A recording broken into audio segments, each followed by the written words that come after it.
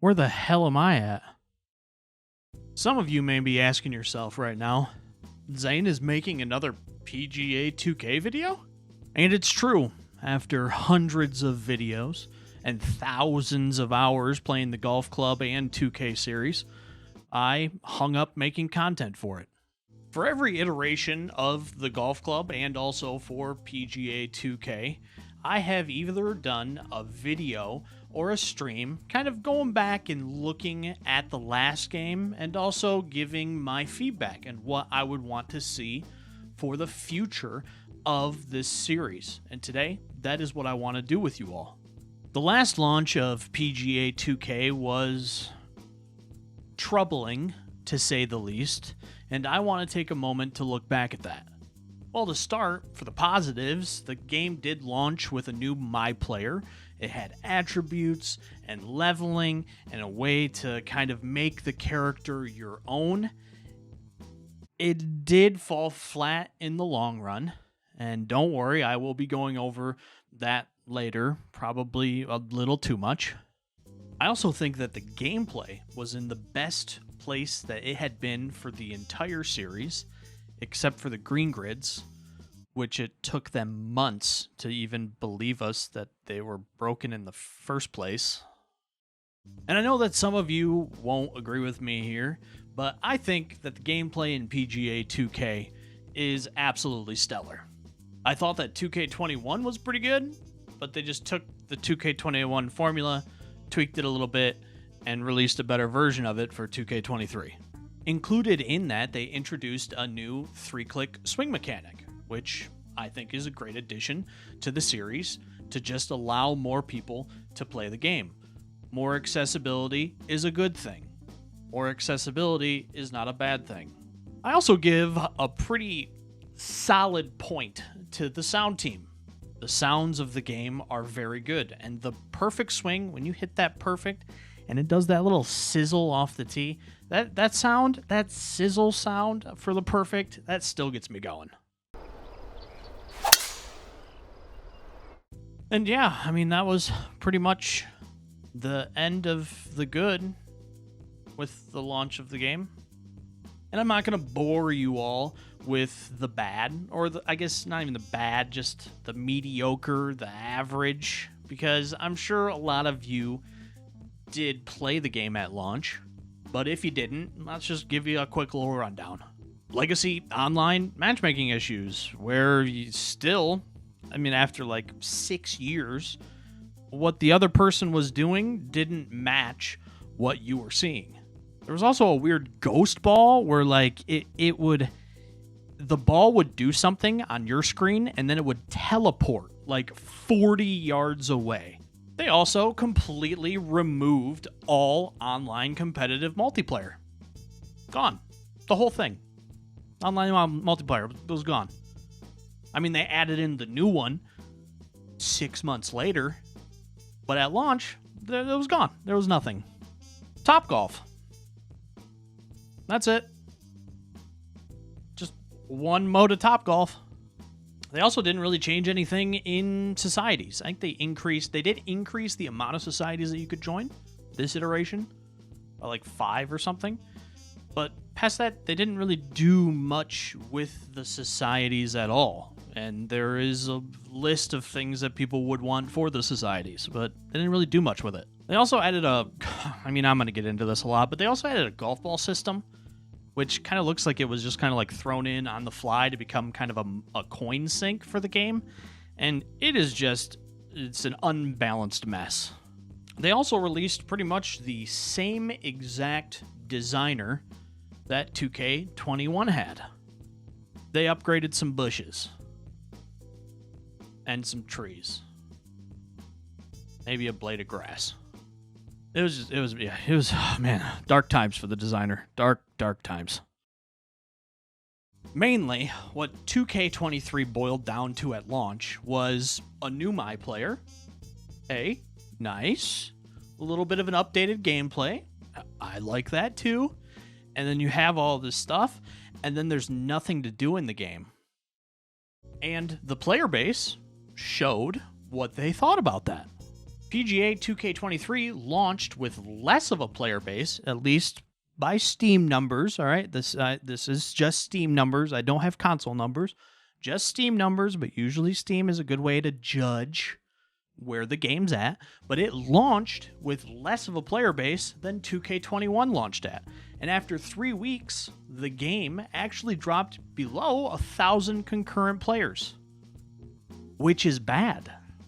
Now, I probably didn't help the cause with some of the videos that I may or may not have released before the game actually launched, but 2K and HB also didn't help themselves by releasing a half-finished game. But that was where we were before. That was back then. Where are we now? And what do I hope the future holds for this game? Right now, I will say that I think the game is pretty feature complete. When the game first launched, again, sorry, but I was telling people I probably wouldn't spend $20 on this game because, again, you can do everything and more in 2K21. 6 months after, though, when they released the ranked and I saw what kind of potential that had, and they've made some changes to the designer, adding in some new things, I was telling people, yes, this game is now feature complete. I would pay full price for it. By the time this came around, though, I mean, it was already just on sale all the time, and they had some free weekends, so that was good. But I would have paid full price for it. At launch, not so much. And if you're watching this video now, and you still don't have PGA 2K23, you have been on the fence, I would say buy it. It's good. It's fun. Gameplay's good, super challenging. I would buy it. Course Creator is definitely, it's getting new items, new updates, something that we haven't seen before, which I think is great, but I'm starting to find out that I might be the minority in that thought. The catalog for courses is there. I mean, there are thousands of great courses to play. Gameplay's solid. Things to do. The player base is actually very healthy, like very healthy. We figured it out because I was playing some ranked that there's probably like 50 to 80,000 people that play at least one ranked game every season, which is phenomenal. But where would I, personally, like this game to go into future iterations? Well, dear readers, we have reached the meat and potato portion of this video. So strap up. Let's get started.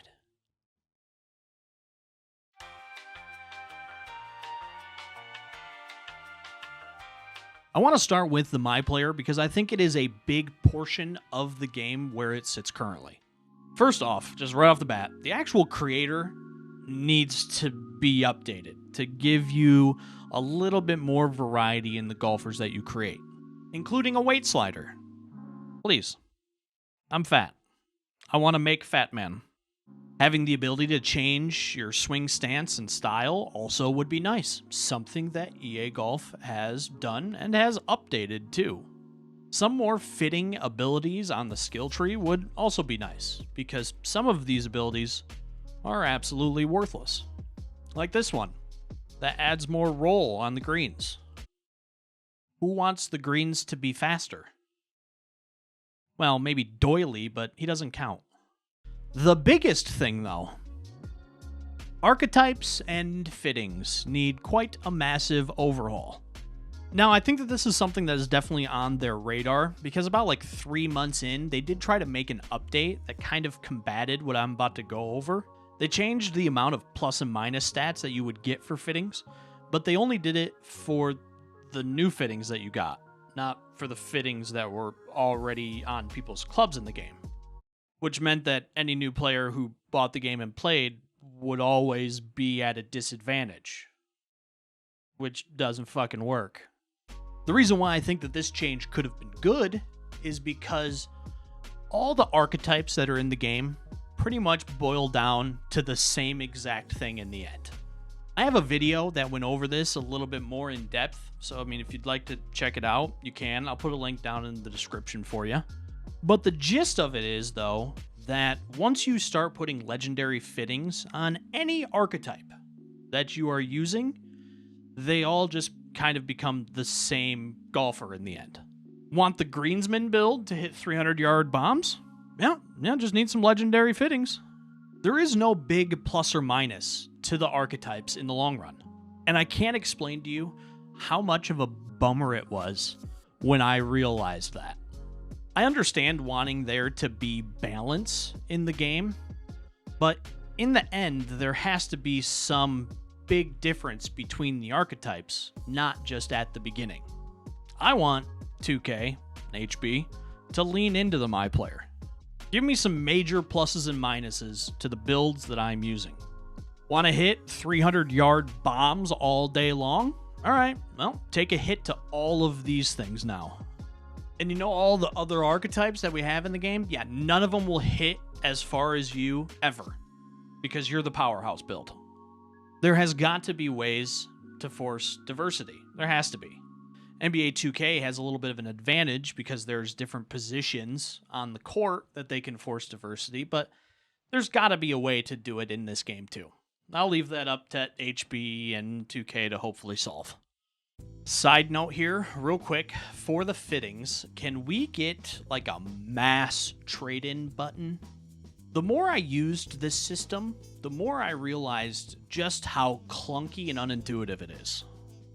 Hit a button, scroll all the way down, hit another button, select 3 that I want, hit another button, then hold a button, and then finally it trades it in, and then I get it, and it's like, yeah, and then the thing starts me all the way at the top again, and then I have to scroll all the way back down, hit a button, hit 3 buttons. The whole thing is just kind of a mess.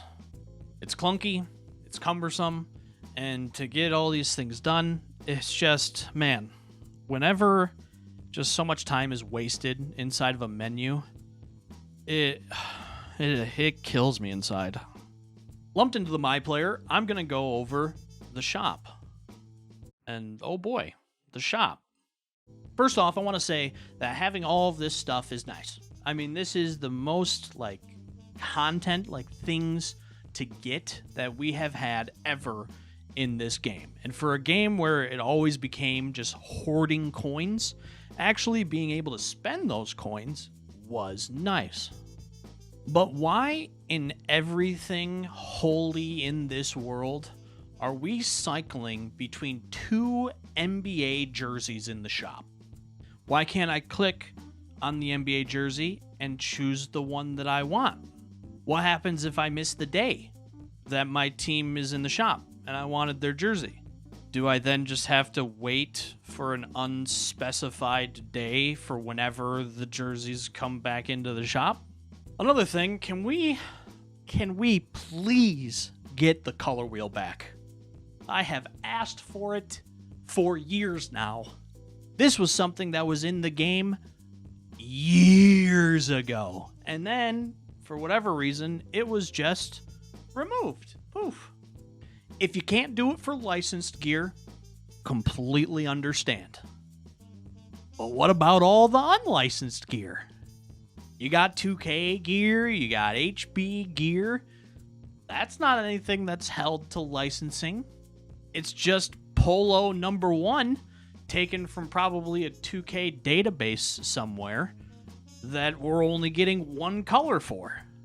If you put the color wheel back in the game and for whatever reason the entire game crashes and a worm goes through and eats the entire code and everything's gone and the servers catch on fire and then the whole entire HB studio needs to be laid off because the game's just gone, then okay, I get that.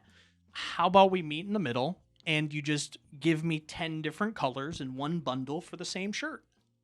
Because sometimes I don't want a bright pink polo. I mean, I like the color pink, but sometimes I want a purple polo instead, and I have to wait 7 months for that to get put into the shop. Make it more rewarding to purchase it. Even if you increase the coins, that's fine. Or give me the option just to buy 1 out of the color pack. That would also be awesome. It's good. It's good, kind of, but it could be so much better. All right, enough about the shop. Anyway, included with the MyPlayer stuff is also the balls. Let's talk about the golf balls. If I had any choice in the matter, this is what I would do with the golf balls.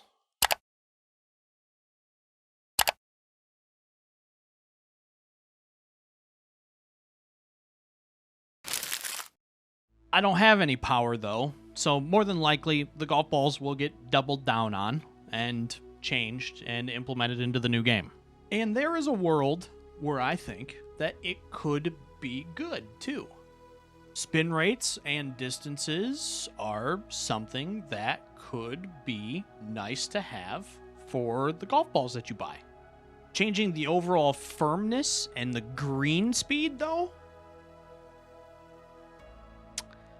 don't quite know about that one. Balance. Just balance. The golf balls just need balance. Because right now, the golf balls, the best ball, it hits the longest and also makes the green the slowest and gives it the less bounce as well. So you can hit it the furthest, stick it the best, and have it roll the least.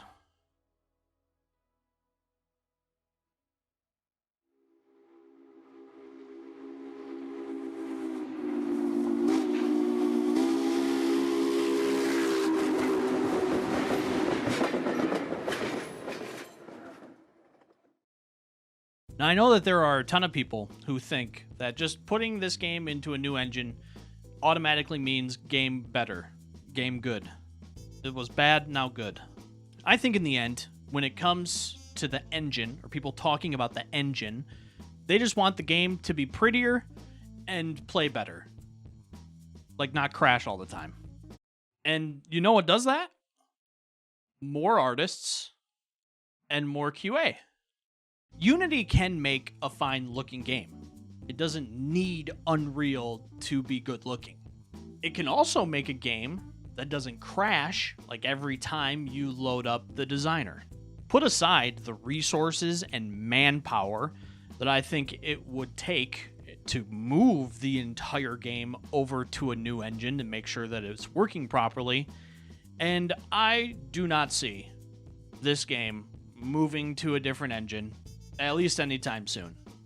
Now, who knows what they end up doing because of the absolute shitstorm that Unity created this year. But for now, I think it's still going to be Unity, and it's probably still going to be Unity for a couple of iterations. And all of this isn't to say that I don't want the game to just look better. I do. But again, more artists, more QA. Prettier game, less crashes. In a world where we have NBA 2K coming from the same publisher, well, owner, they own HB. I'm also hoping that at some point in time, this game takes like a true, next-gen leap in the graphics department. But I do want to leave you with one thought, and I think it is, partially at least, the reason why a new engine hasn't been happening. If we got a new engine in this game tomorrow, but it would come at the expense of the designer entirely. The designer would be gone. Would you still take that? Food for thought.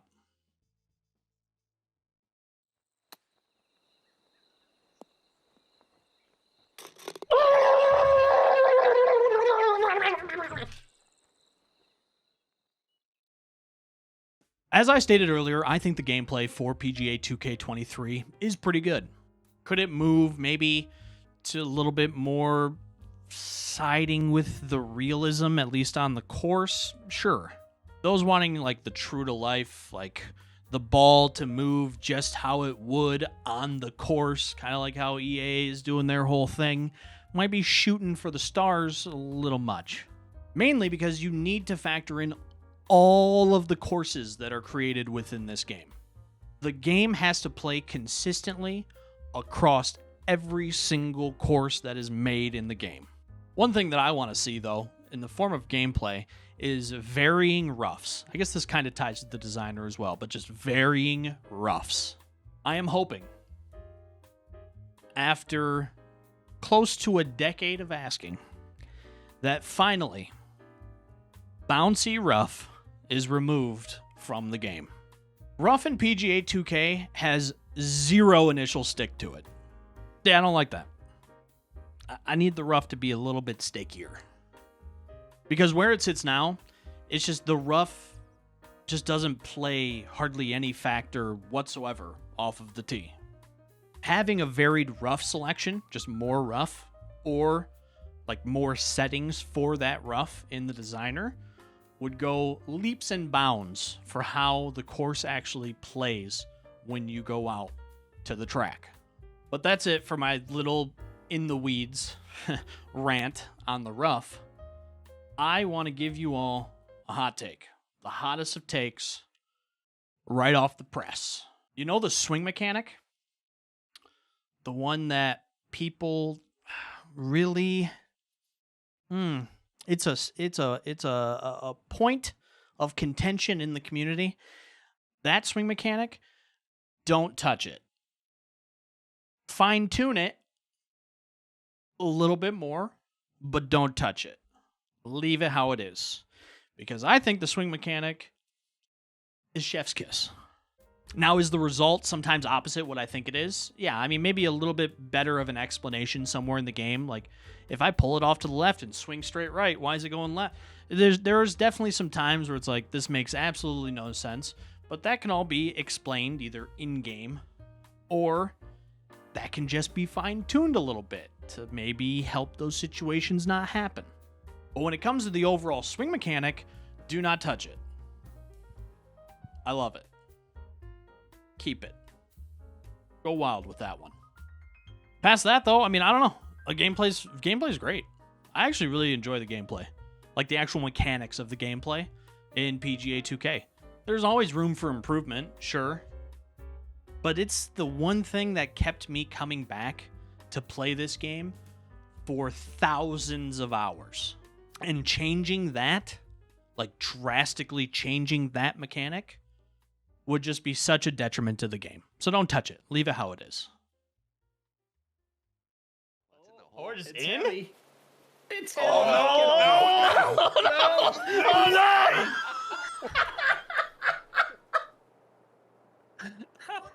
I can't believe it! Are you kidding? He's still going? He's in my fucking bunker from that. When it comes to the online, I'm going to start with a little bit of a layup. You see this mode right here? Why is this here? If you aren't going to do anything with it, if it's going to just launch with this, again, same thing, maybe a different venue, just delete the mode. It's just a waste of menu space. Now, if you're going to add in maybe a plethora of additional modes or venues that you could get in Topgolf, okay, now we're cooking. Keep it on in there. Aside from Topgolf, there's Ranked. The Ranked is good. This is probably the bread and butter of this game now. Please don't delete it for the next iteration. I don't want to log into the new PGA game and see that the whole entire thing has been deleted. Don't do that. From where the rank sits now, though, more is better. More playlists for a starter. Having a 9 and a 3 hole, I think, would be the perfect mix of playlists for this game. And yes, for the sake of not wanting to hear anybody ever say anything about it for the rest of my entire life of existence on this planet, please separate 3-click from swing stick. A big one for me, though. A big ranked playlist that I would like to see in the next game is Ranked Divot Derby. Ranked Divot Derby. I am all the way in, thinking that a Ranked Divot Derby playlist and leaderboards for it would be absolute fire for this game. Some of the most fun that I have had in this game are with full Divot Derby lobbies. It's chaos, it's beautiful, I love it. Overall, though, just more ways to play ranked is really what it boils down to. Quite a few people that I have talked to have gone into the ranked, they've maxed the rank, and then they just put the game into the toaster. Like, they don't have to play it anymore. They've reached the max. And that's all there is to do. And some of this could be alleviated just by increasing the max rank that you could get. 2200 is, I don't know, it seems to me just like a really random number. Like 2201 would melt the game down. It just seems really strange, 2200. And it hurts it even more that the replayability kind of goes out the window once you reach 2200, because then the leaderboards just become who has the most wins. And somebody has played this season over 1,000 matches. They need help. But if it just comes down to who plays the game more, there really is no point in playing the ranked all over again like it was in 2K21. Past that, just an overall, like, just brush through of the UI for ranked would be nice. Maybe a little bit more like leaderboard functionality, being able to actually search for a player and see their stats. That would be awesome. See how many wins and losses they have, you know, how many birdies and pars and bogeys. I think that would be really cool. Like, the functionality for that would be awesome. And the ability to see the rewards that you get for the current season would also be nice. Like, you hit a button and then this little graphic comes up and it's like, hey, if you hit Condor this season, you get a shirt, you get a hat, you get a new dad because the last one left for milk and never came back. Just give me something to look forward to. Give me the carrot to chase. Speaking of a carrot, wouldn't it be cool if there were like different player cards and titles that showed up right here when you're playing ranked that everybody can see? I know I glizz up Rocket League like a lot, always, but they do a lot of really, really great things when it comes to like player cards and nameplates and just different things that you get playing the ranked every season as rewards. But I want to pivot slightly to duos, because there is something that is, I think, very specific to me, but I'm sure other people have ran into this problem, so I just want to go over it real quick. I didn't play the game for 6 months. That's how burnt out I was of it. When I came back, though, I was actually still, shockingly, pretty good. So I decided, hey, let's play some duo matches with my bud Seamount, who's Condor. And when we did play, who did we get matched up with? Some Condor guys, right? Absolutely, right? You played Condor guys, right? Nope. How about par? We absolutely decimated everybody that we played in our ranked games. I'm talking didn't lose a hole, decimated. And do you know how much fun that is? I'll just take a guess right now. I'll give you a second. Take a guess at how fun you think that is. If you guessed very fun, you would be right. No, I'm just kidding. It was awful. It was terrible. I hated it. Having it match to the highest person in the lobby is how it should be always. You want to play with your shit friend? All right, there's a tax for that, and the tax is your rank.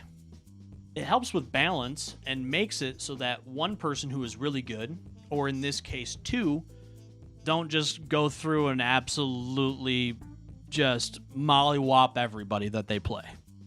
And if it's a matter of like not having enough players at the time that you're playing, okay, that's fine. Make us wait.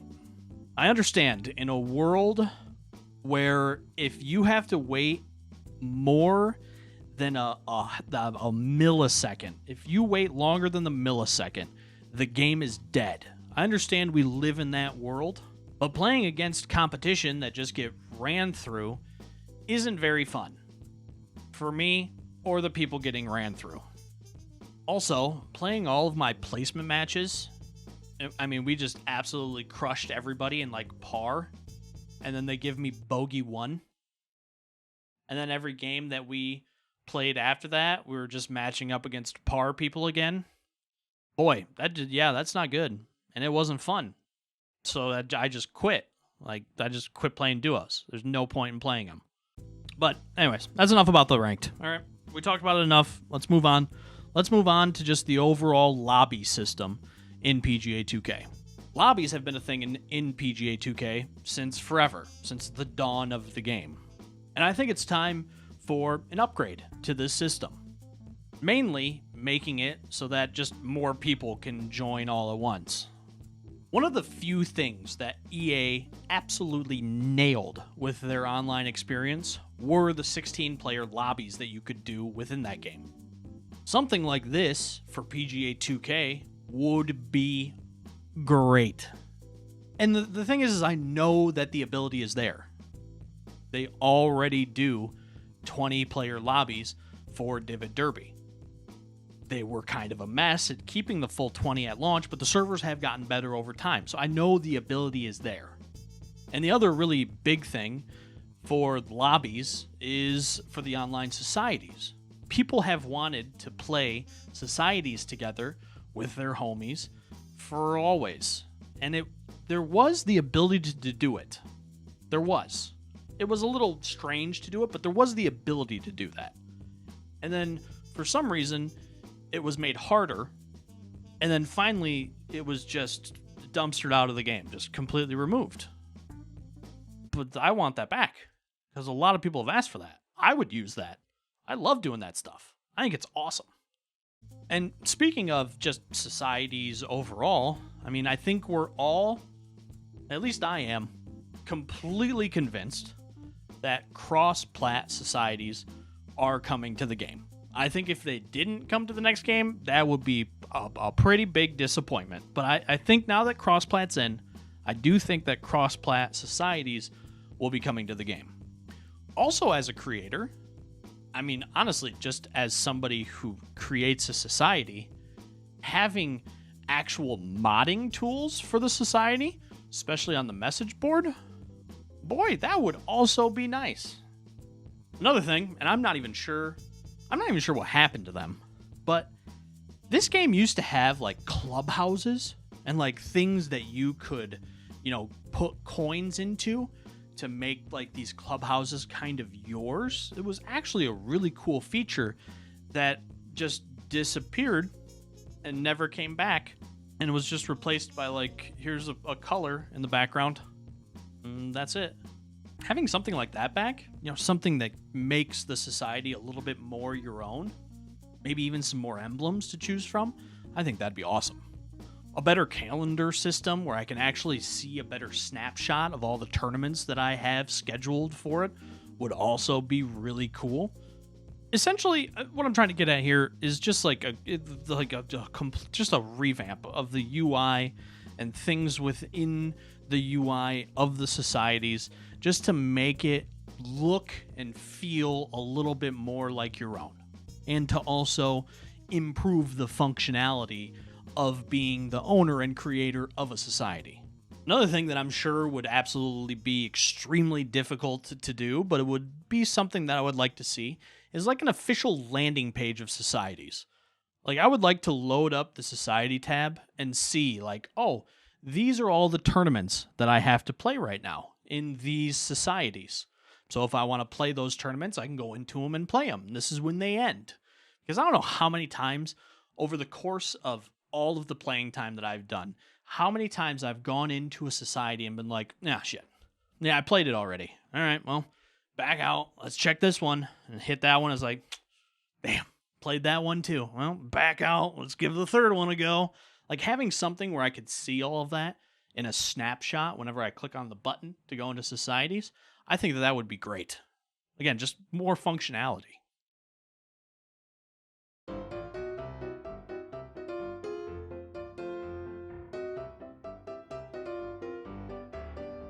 I started playing PGA 2K when it was known as the Golf Club. I started playing this game when it was still beta. So it's been close to 10 years that I have played this series. That's how much I enjoy it. You want to know how much time I have spent in the designer over all of those thousands of hours of playing this game? Exactly 7. I have put in 7 hours in the designer since this game was born. That's it. Because of this, I found that it would be quite cheap if I were to sit here and be like, these are the things I want to see in the designer, because I have absolutely no idea what the designer needs. Which is why I took to the cesspool of Twitter, which is now known as X, to ask actual designers what they would like in the designer. Before I get to those responses, though, I do just want to say one thing. I promise this one thing will not take another 30 minutes. It is time. It's time, HB. Listen, it is time. It is time to just go all in on the designer. I understand getting the try guys or whoever else you're going to be scanning into this game may get like 13 new people to buy the game, but the designer and all of the courses that are created with the designer are what keep people coming back to play the game. The designer is what sets you apart from every other sports game, not just golf game.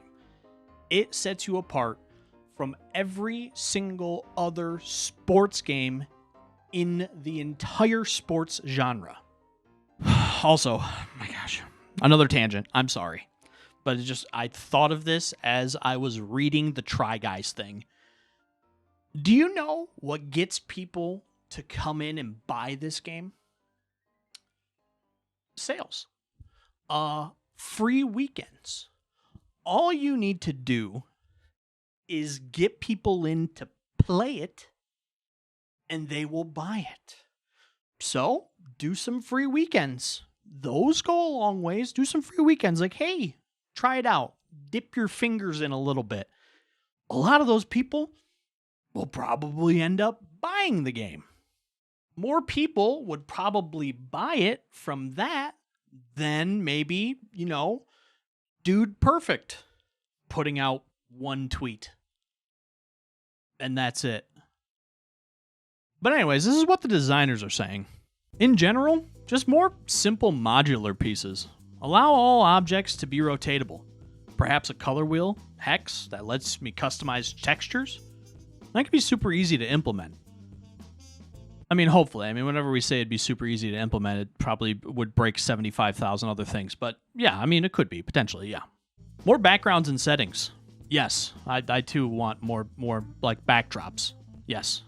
More textures including sandy scrub, custom building aspects, rough length, pop bunkers, dynamic weather and lighting, custom colors for tees and flags, more options for flag sticks and tees, and overall more water textures. I think one that would be huge would be the ability to tilt water tables so you can make flowing creek a little easier. I also agree with this. I remember how I said I did 7 hours? I actually did all of that in PGA 2K21, and trying to figure out how to do anything with water made me want to melt my computer into scrap. Better blending when it comes to textures. The last for me would be fescue cuts so you could recreate the lies you would get if you're offline in the weeds. B101 says, who actually probably gave all of this to HB, but a big creator in the game, so definitely want to voice these. Better rendering at a distance.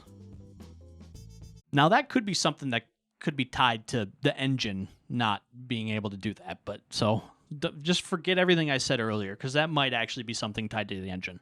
A better lighting model. Finer mesh. Wider range of grasses, including fescue. Agreed. Big. That came up a few times on the tweet. A color picker tool for tree surface models. Range of bunker lips. Also agreed, because there's one, I think. Two, maybe. Individual building blocks for buildings. Heather, fescue, etc., and texture, spraying, blending. There was also some other tweets. There was quite a few actually.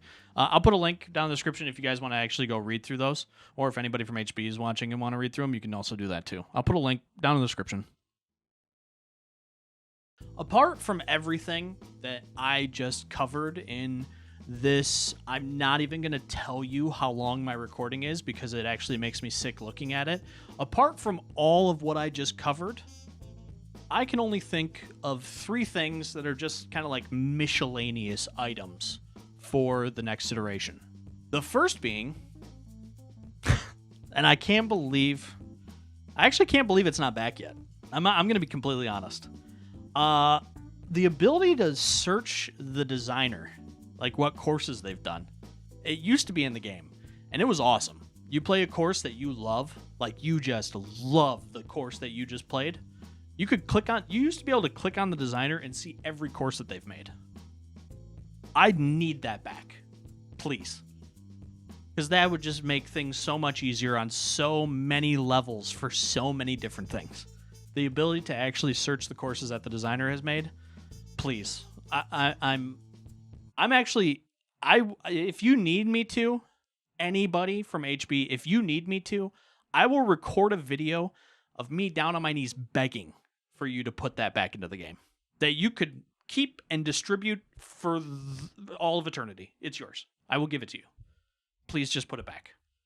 Second, I don't know, provide maybe a little more functionality for putt-putt courses. I may be on the minority here, but I love the putt-putt courses. I think they're fun, brilliant. Some of them are just so well made that having a little bit more functionality for them, I think, personally, would be awesome. And finally, I mean, if you are keeping the calibration in, the ability to reset the calibration without having to delete game files would be quite nice. And maybe just an explanation of like what the calibration is even doing would also be nice. Like you finish your 10 swings and it's like, hey, you were half a centimeter off from perfect in the slow for your average. Here's your new perfect zone. Like that would be awesome if you're keeping it in. If not, just forget I even said anything. And with that, wow, geez, oh Pete's, I bid thee a fare thee well. I appreciate you, whoever you may be, stopping in and watching this video today. I hope you enjoyed it. If I am finally coming back to your algorithm after months of not showing up, I would appreciate it if you did check out maybe some of my newer videos. I would greatly appreciate that if you did. I think they're pretty entertaining, but I'll let you be the judge of that. And if PGA 2K is like the only content that you consume on YouTube, then I guess we will meet again next year, when all of these things that I just went over aren't even implemented into the new game. I live inside my own world of make-believe. Kids screaming in the cradles, profanities. I see the world through ice covered in